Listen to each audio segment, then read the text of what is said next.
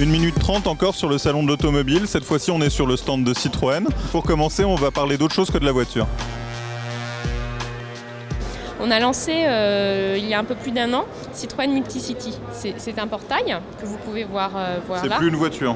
Non, c'est plus une voiture, c'est un portail. Avec Citroën Multicity, Citroën a voulu se placer en facilitateur de déplacement. D'accord. C'est-à-dire aller plus loin, avoir un peu ce coup d'avance dans la mobilité. Alors Citroën Multicity, c'est un portail qui vous permet de faire votre itinéraire. Ça va vous proposer toutes les solutions de transport, du vélo à l'autobus, à la voiture. Donc c'est les transports dans sa globalité. Comment vous gagnez de l'argent en vendant des itinéraires et plus des voitures? On le gagne ailleurs.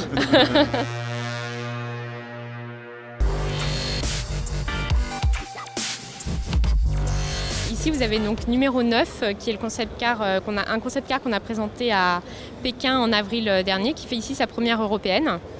Et en fait, la caractéristique de numéro 9, c'est un concept car qui préfigure les autres véhicules de la ligne DS. Elle a été présentée en Chine parce que le marché français n'est plus capable d'acheter ce genre de voiture? Non, parce qu'en fait, en 2012, ça a été l'année de la commercialisation de la ligne DS en Chine. Le 21 juin dernier, on a lancé la DS4 et la DS5 en Chine. Pour l'instant, les premiers résultats, c'est pas énorme, puisque c'était le 28 juin. C'est plutôt bien, et c'est surtout qu'on s'aperçoit que les clients qui viennent acheter par exemple une DS5, c'est bien ceux qu'on imaginait venir acheter une DS5 en Chine. En fait, c'est cette notion d'héritage de luxe français est très important dans la ligne pour les Chinois, et c'est sur quoi on a capitalisé pour toute la com autour de la ligne DS en Chine. C'est la nouvelle DS3 Cabrio, donc c'est une nouvelle voiture à la ligne DS, donc la DS3 Cabrio qui est ici présentée en première mondiale.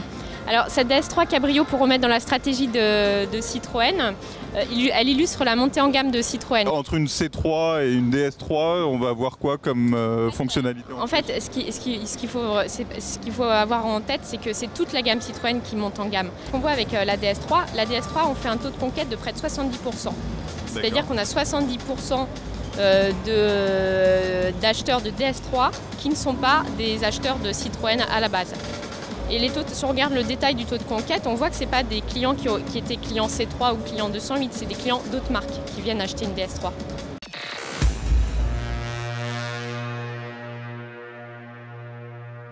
Elle venait d'où en termes de marque? Marque par là-bas, dans le hall. Des marques allemandes, des marques françaises? Françaises? Non, pas forcément françaises. D'accord. Européennes.